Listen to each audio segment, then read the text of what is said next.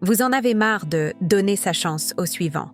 Vous êtes épuisé d'entendre vos amis ou cette petite voix conditionnée dans votre tête vous dire que vous devriez être moins difficile, que le mec bien ne tombera jamais du ciel.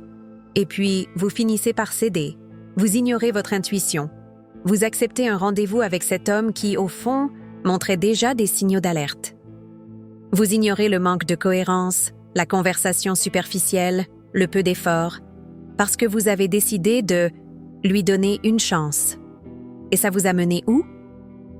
À une autre soirée frustrante, les yeux rivés sur votre téléphone, à vous demander pourquoi.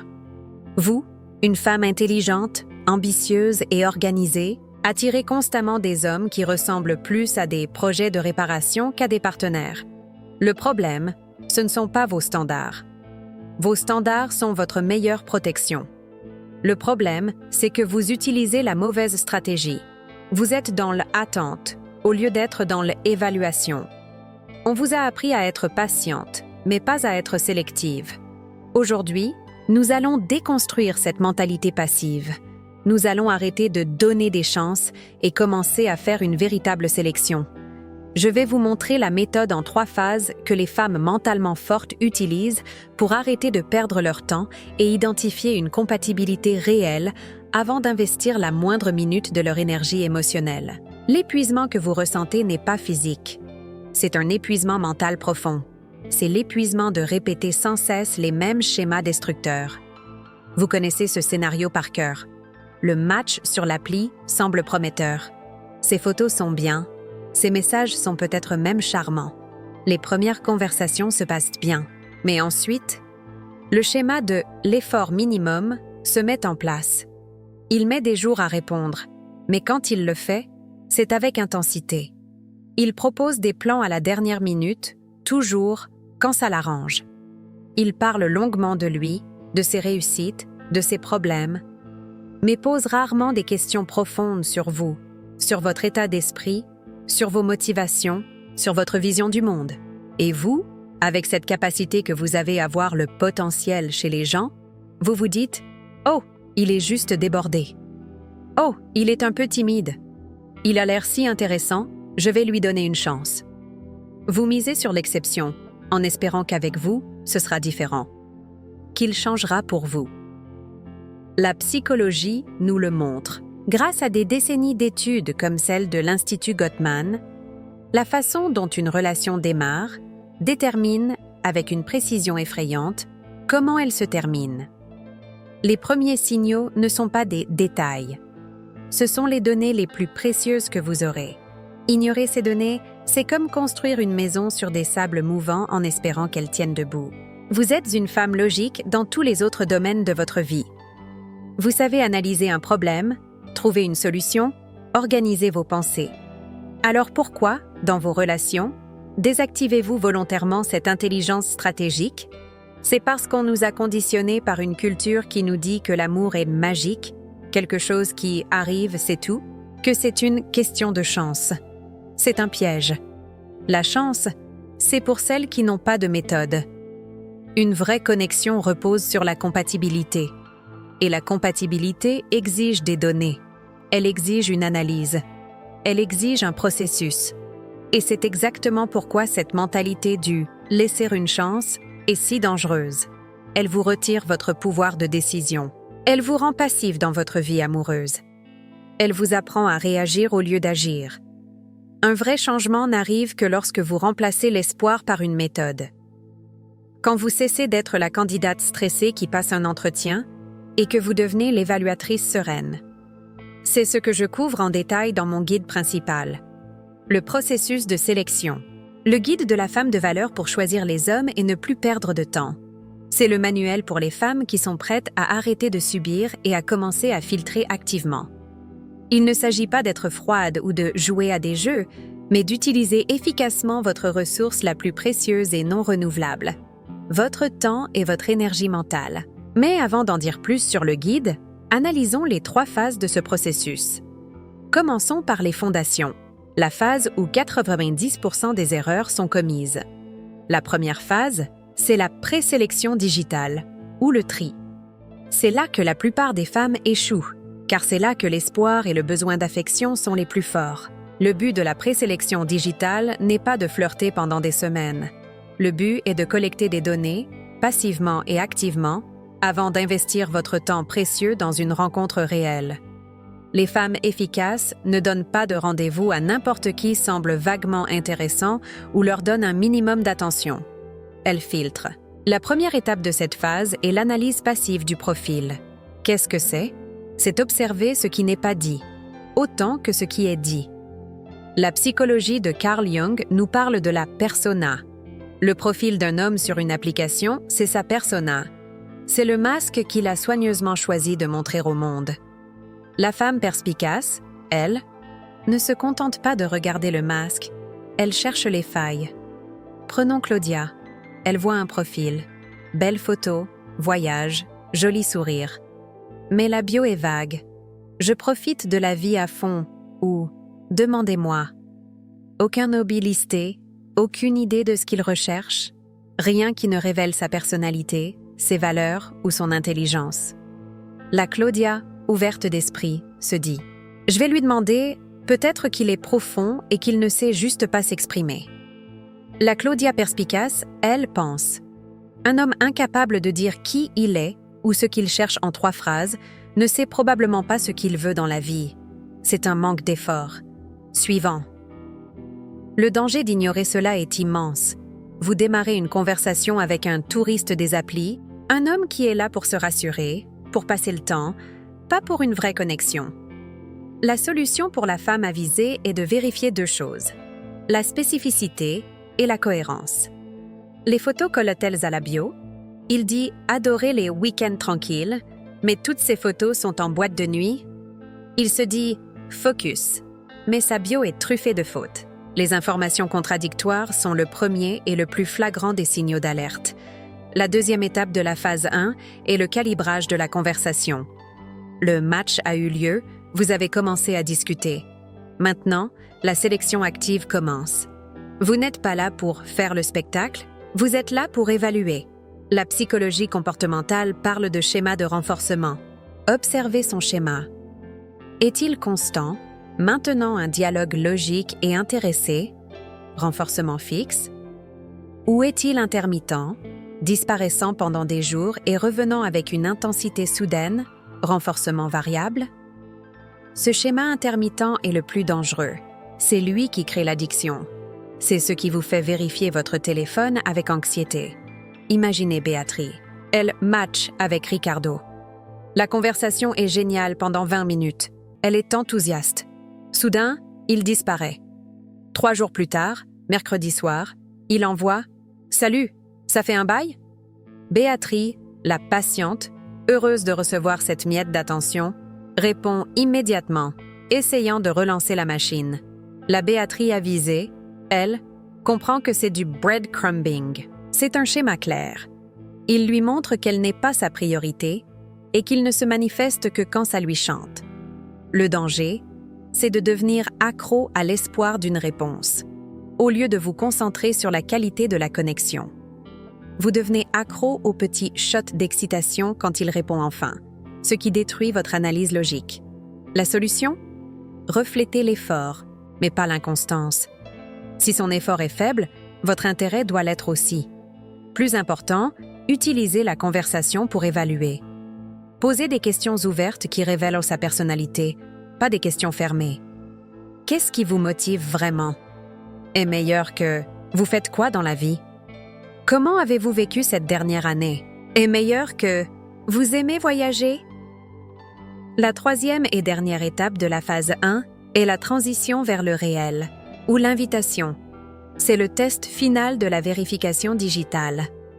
La théorie de l'investissement en psychologie sociale suggère que nous nous engageons davantage dans ce pourquoi nous avons investi. La conversation par message ne peut pas durer éternellement. C'est un moyen pour arriver à une fin, la rencontre. Observez comment et quand il propose une rencontre. Mario discute avec Sofia depuis 1 semaine. Des conversations géniales. Mais il ne propose jamais de date précise. Il dit juste « Faudrait qu'on se voit bientôt ». Sofia, passive, attend avec impatience. Elle a peur de paraître désespérée si elle propose. La Sophia avisée, après quelques jours de chat sympa, comprend qu'il est juste un partenaire de chat. Il cherche de la validation en ligne, pas un vrai rendez-vous. Elle archive la conversation. Puis, Lucas entre en scène. Après 3 jours de conversations régulières et profondes, il dit « Sophia, j'ai vraiment apprécié votre point de vue sur sujet. J'aimerais qu'on continue cette conversation en personne. Êtes-vous libre jeudi soir pour un verre ou un café? Vous voyez la différence? C'est flagrant. Il y a une date. Il y a une intention. Le danger d'accepter le « on se voit bientôt », c'est de rester coincé dans les limbes virtuelles pendant des semaines, à nourrir un fantasme qui ne se réalisera jamais, pendant que cet homme vous utilise pour combler son ennui. La solution est claire. Un homme décidé, qui voit votre valeur et qui est réellement intéressé, agira pour sécuriser votre temps. Il ne veut pas risquer que quelqu'un d'autre le fasse. S'il est vague, c'est qu'il n'est pas investi. La vérification digitale élimine les vagues. Vous avez passé la première étape. Le filtre est appliqué. Son profil était cohérent, sa conversation fluide, son invitation claire. Parfait. La plupart des femmes se relâchent à ce stade. Elles pensent que le travail est terminé. En réalité, il ne fait que commencer. Nous entrons dans la phase 2, l'évaluation comportementale. C'est le rendez-vous en face à face. Et il y a un changement d'état d'esprit fondamental à opérer. Le premier rendez-vous n'est pas une soirée romantique. Ce n'est pas une audition où vous devez prouver votre valeur. Oubliez la question. Est-ce que je vais lui plaire? L'état d'esprit à adopter est « Est-ce que lui va me plaire ?» Le premier date, c'est une collecte de données en direct. Vous observez des comportements, pas du potentiel. Vous êtes une anthropologue qui observe un sujet d'étude. Le premier critère de la phase 2, l'observation des détails. Cela commence avant même le premier « bonjour ». Comment se comporte-t-il? Est-il à l'heure? La ponctualité, ce n'est pas de la rigidité, c'est du respect. Des retards constants, surtout au premier rendez-vous, montrent un manque d'organisation ou un manque de respect pour votre temps. Comment est-il habillé? On ne parle pas de marque, mais d'effort. Est-il venu à l'arrache ou s'est-il préparé pour vous rencontrer? Et le plus important, comment traite-t-il le personnel? Le serveur, l'hôte, le barista? En psychologie sociale, on appelle ça le test du serveur. C'est infaillible. Prenons Anna. Elle arrive au café. Carlos est déjà là. Ponctualité, un respect. Il se lève quand elle arrive. Courtoisie, un respect. Quand le serveur s'approche, Carlos le regarde dans les yeux, sourit et dit merci, distinctement. Des micro-détails, mais qui en disent long. Contraste total. Bruno arrive avec 15 minutes de retard, en blâmant les embouteillages. Manque de planification, déresponsabilisation. Il jette à peine un œil au serveur, fait un vague signe de la main, ou pire, il est brusque. Lana, trop gentille, laisse passer. Oh, il doit être nerveux. Lana avisée, elle, voit un homme qui ne maîtrise pas son temps, projette sa frustration sur les autres et traite le personnel de service comme des subalternes. Le danger est évident. La façon dont il traite les gens qu'il n'a pas besoin d'impressionner est exactement la façon dont il vous traitera vous, une fois la phase de séduction terminée et qu'il n'aura plus besoin de vous impressionner. La solution? Observation passive. Ne jugez pas. Ne confrontez pas. Contentez-vous de noter. Le caractère se voit dans les petites actions. Le deuxième point d'analyse de la phase 2, l'équilibre de la conversation. Est-ce un dialogue ou un monologue? Êtes-vous interviewé ou participez-vous à un échange? Le docteur Ramani, une sommité sur le narcissisme, parle de narcissisme conversationnel. C'est quand une personne attend juste que vous ayez fini de parler, non pas pour comprendre, mais pour utiliser vos mots comme un tremplin pour revenir à elle. Prenons Julia. Elle sort avec James. James est magnétique. Il parle 40 minutes d'affilée de son travail passionnant, de son ex compliqué, un signal d'alerte en soi, de ses hobbies fascinants. Il est captivant, mais il ne pose aucune question. Quand Julia réussit enfin à placer une opinion, il dit « Ah oui, ça me fait penser à la fois où. Et la conversation repart sur lui. Julia, en mode « je lui laisse sa chance », repart en se disant qu'il est tellement passionné et plein de vie. La Julia avisée, elle, repart en notant « je n'étais pas à un rendez-vous, j'étais à une conférence. J'étais son public, un objet pour valider son ego. Le danger est de s'embarquer avec un vampire émotionnel, un homme qui ne cherche pas une partenaire, mais un public. La solution ? Observez la réciprocité. Pose-t-il des questions ? Écoute-t-il vraiment votre réponse ? Et surtout, pose-t-il des questions de suivi sur ce que vous venez de dire ? C'est ça, l'écoute active. Et c'est le meilleur indicateur d'empathie et de curiosité sincère. Si la conversation tourne à 80% autour de lui, il n'est pas intéressé par vous. Il est intéressé par votre admiration. Le troisième point de données de la phase 2, le test des limites. Comment réagit-il à un petit désaccord ou à une petite limite ? C'est peut-être le test le plus révélateur en personne. La docteure Harriet Lerner, experte en psychologie féminine, dit que la réaction à un petit « non » prédit parfaitement la réaction à un grand « non ». Pas besoin de faire un drame. Le test est subtil. Imaginez Laetitia. L'homme lui propose de reprendre un verre de vin. Laetitia, qui n'en a pas envie, répond calmement « Non merci, ça ira pour moi. Mais prenez-en un autre si vous voulez, bien sûr. » C'est clair, poli et ferme. Maintenant, observez sa réaction. L'homme type 1, sûr de lui, respectueux, dit « Pas de problème. Un verre d'eau peut-être ?» Il a respecté sa décision. L'homme type 2, intrusif, en manque d'assurance, insiste. « Allez, juste un dernier, sois pas rabat-joie. » Ou « Oh, allez, juste pour me tenir compagnie. » Il ne respecte pas sa décision. Il négocie. Il teste votre flexibilité. Le danger d'ignorer cette pression subtile est énorme. S'il ne respecte pas une petite limite pour un verre, il ne respectera pas vos limites émotionnelles, sexuelles ou temporelles quand l'enjeu sera plus grand. Et cette situation, ce petit test de limite, est crucial. Car beaucoup de femmes intelligentes et ambitieuses bloquent à ce moment précis. Elles savent ce qu'elles veulent, mais elles ont une peur bleue d'être vues comme difficiles, coincées ou agressives si elles l'expriment. Elles ont été conditionnées à confondre être agréable et ne pas avoir de limites. Savoir dire non avec grâce et fermeté, sans s'excuser, est l'une des compétences les plus difficiles, car il faut maîtriser son ton sans créer de conflits inutiles. C'est une erreur que je vois tout le temps. C'est exactement pour cela que, dans le kit Vérification Pro, un complément optionnel au guide principal, j'ai créé le manuel des limites, scénario pour dire non. Ce n'est pas un guide théorique, ce sont des scénarios. Les phrases exactes, mot, pour communiquer vos standards dans ces moments délicats, comme à ce rendez-vous, s'il va trop vite ou s'il pose une question intrusive, tout en gardant votre calme et votre élégance.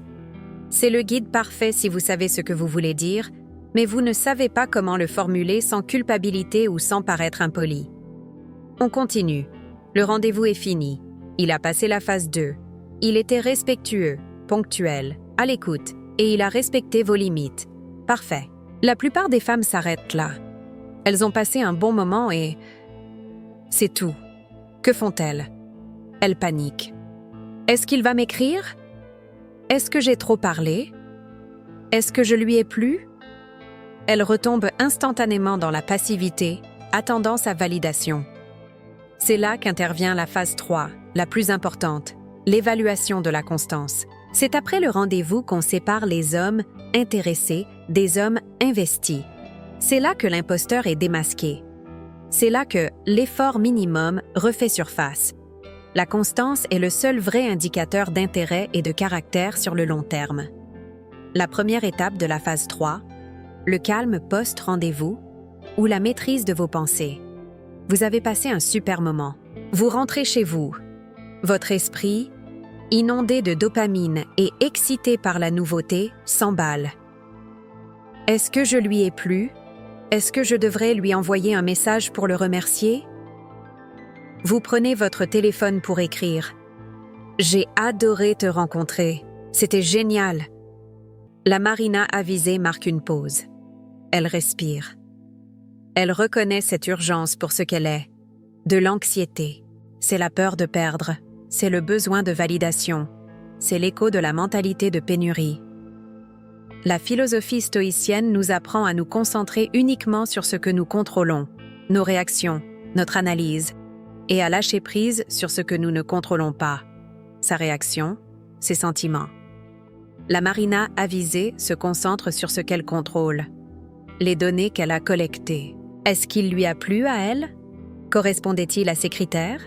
Elle note mentalement ses impressions, puis elle retourne à sa vie. Elle lit son livre, prépare sa journée du lendemain, se concentre sur son projet. Elle n'est pas dans l'attente. Le danger d'envoyer ce message immédiatement, sauf pour dire que vous êtes bien rentré, c'est que vous signalez un besoin de validation. Vous prenez l'initiative qui devrait lui revenir, s'il est investi. La solution? La règle des 24 heures. Retournez à votre vie. Un homme investi, qui a ressenti la même connexion que vous, prendra contact. Il ne risquera pas de vous perdre.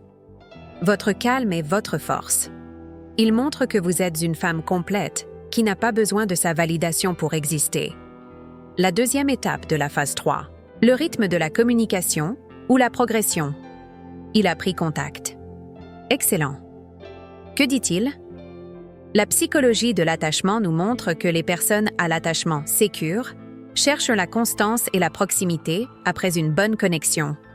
Celles à l'attachement évitant prennent leur distance après l'intimité, même l'intimité émotionnelle d'un bon premier rendez-vous. Observez le schéma. Le lendemain, Daniel écrit à Marina. « Marina, j'étais ravie de vous rencontrer hier. Votre analyse sur sujet précis m'a fait réfléchir. J'aimerais beaucoup vous emmener à lieu précis le week-end prochain. Samedi soir, ça vous irait? » Analysons ces données. Il est précis, il mentionne la conversation, il est clair, il propose un plan concret et il fait avancer les choses. Il propose un deuxième rendez-vous. C'est un investissement. Maintenant, scénario B. Daniel écrit 3 jours plus tard. Le message « Salut, comment ça va ?» Marina répond. Il demande comment s'est passée sa journée. Il reste dans le vague. Il ne mentionne pas le rendez-vous. Il ne propose pas de suite. Qu'est-ce que ce comportement signifie? Il cherche à garder le contact. Effort faible, pas à approfondir la relation. Effort élevé. Le danger, c'est d'accepter cette rétrogradation. Vous avez eu un super rendez-vous en personne et maintenant vous acceptez d'être rétrogradé au rang de pote de chat par peur de le perdre. La solution? Fiez-vous aux actes, pas aux mots. Un « tu me manques » ou « j'ai aimé te voir » par texto ne veut rien dire. Ce qui compte, c'est « je veux vous revoir » ou « faisons X ». La vérification de la constance exige que la prochaine étape, le deuxième rendez-vous, soit planifiée dans un délai raisonnable, typiquement 3 à 7 jours. S'il veut juste texter, il n'est pas en phase 3, il est retourné à la phase 1. Et on ne revient pas en arrière. La troisième étape de la phase 3 est la plus délicate, le love bombing contre l'enthousiasme authentique. Parfois, le problème n'est pas le manque de contact, mais l'excès. Il est vital de différencier les compliments excessifs et les promesses futures, love bombing, de l'intérêt réel et ancré, enthousiasme. Le docteur Ramani est clair là-dessus. Le love bombing, c'est trop vite, trop intense. Il se concentre sur vous en tant qu'idéal, pas en tant que personne. Il dit « Vous êtes parfaite. Je n'ai jamais ressenti ça. Vous êtes la femme que j'attendais. » Il projette un futur immédiat et fantastique. On va faire le tour du monde. Je vous présente à ma famille la semaine prochaine. C'est une tactique de manipulation narcissique pour vous hameçonner. L'enthousiasme sincère est différent. Il est centré sur la connexion. Il dit « J'ai vraiment aimé qu'on soit d'accord sur X. J'ai hâte d'apprendre à mieux vous connaître. J'ai passé un excellent moment avec vous. » C'est ancré dans le présent. Prenons Laura. Elle sort avec Fabio. Le rendez-vous se passe bien. Le lendemain, il lui envoie 50 messages. Il fait livrer des fleurs à son bureau, un lieu dont elle n'est même pas sûre de lui avoir parlé. Il lui dit qu'elle est la femme de sa vie. Laura, en manque d'affection, est aux anges. Elle pense « Enfin, c'est le destin ». La Laura avisée, elle, ressent un frisson. Elle reconnaît le schéma. Ce n'est pas authentique. C'est un jeu, c'est une performance. Elle sait logiquement que ce qui monte si vite redescend tout aussi vite. Le danger, c'est de se laisser aspirer dans un cycle narcissique où ce bombardement initial est toujours suivi d'une dévaluation brutale dès que vous êtes acquise. La solution? Un scepticisme sain. Appréciez le compliment, mais fiez-vous aux actes constants sur la durée. Le temps est le pire ennemi du manipulateur. Il ne peut pas tenir ce rythme. Donnez-lui du temps. Observez. Ne vous calez pas sur son intensité. Gardez votre propre rythme. Vous voyez la différence maintenant? Donnez sa chance. C'est passif, basé sur l'espoir, réactif et épuisant émotionnellement. On attend que l'autre se révèle magiquement. Le processus de sélection, lui, est actif, basé sur des données, proactif et logique. On établit des critères et on observe calmement si la personne les remplit.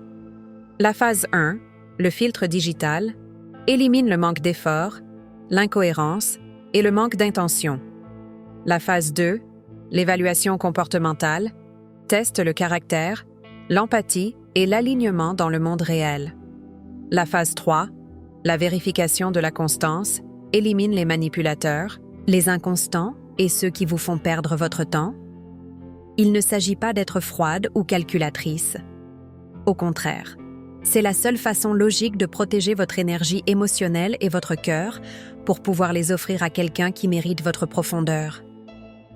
Être une femme de valeur n'a rien à voir avec vos possessions ou votre compte en banque. Cela tient à votre capacité à maîtriser vos pensées, vos émotions et surtout vos standards. C'est avoir le courage de rester seul aussi longtemps qu'il le faut, plutôt que d'accepter du passable par peur de la solitude.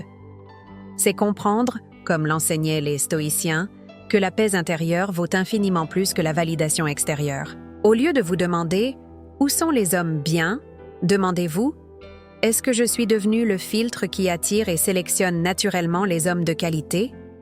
Le changement vient toujours de l'intérieur. Maîtriser ces 3 phases fait la différence entre la frustration chronique et l'efficacité sereine. C'est la différence entre passer une autre année, enchaîner les rendez-vous ratés, en vous sentant épuisé, et enfin trouver quelqu'un qui est à la hauteur de votre intelligence et de votre intégrité. Si vous en avez assez de donner des chances et que vous êtes prête pour une méthode, un processus étape par étape qui vous guide du premier match jusqu'à la décision d'exclusivité, alors mon guide ultime, le processus de sélection, est conçu pour vous. Ce n'est pas un recueil de conseils de drague ou de techniques de séduction. C'est un manuel de stratégie pour femmes intelligentes. Et pour être sûr que vous avez tous les outils pour ce changement d'état d'esprit, en vous procurant le guide aujourd'hui, vous ne recevez pas juste la méthode, mais l'arsenal complet. Vous obtenez le guide Profil magnétique MAV pour restructurer votre profil afin d'attirer le bon type d'intelligence et repousser les mauvais avant même qu'ils ne vous contactent. Vous obtenez l'arsenal des questions clés pour ne plus jamais être à court de questions qui évaluent le caractère et les valeurs d'un homme. Et vous recevez le guide audio Calibrage. L'état d'esprit MAV. Pour reprogrammer votre esprit, sortir de la mentalité de pénurie et entrer dans votre pouvoir de choix. C'est le système complet. Si vous êtes prête à ne plus perdre de temps et à prendre le contrôle total du processus, le lien vers le pack complet se trouve dans le premier commentaire épinglé sous cette vidéo. Maintenant, j'aimerais votre avis. Parmi les 3 phases que nous avons abordées, la présélection digitale, l'évaluation comportementale et la vérification de la constance, laquelle avez-vous le plus souvent négligée par le passé? Où avez-vous le plus donné des chances, alors que vous saviez, au fond, qu'une vérification était nécessaire? Partagez vos expériences en commentaire. Je lis tout.